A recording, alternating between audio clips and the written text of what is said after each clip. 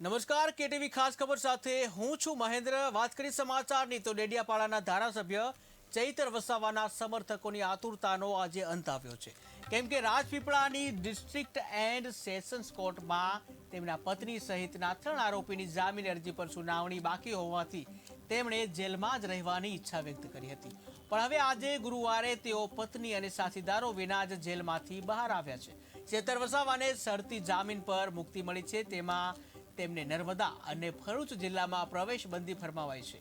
ત્યારે હાલમાં તેમણે પોતાનું નવું સરનામું ગાંધીનગરને બતાવ્યું છે।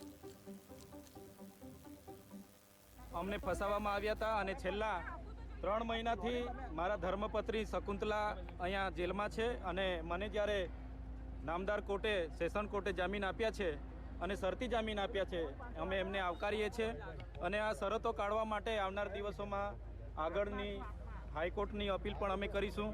સાથે સાથે ગુજરાતની પ્રજા માટે અમે બોલીએ છીએ, આદિવાસી સમાજ માટે અમે બોલીએ છીએ।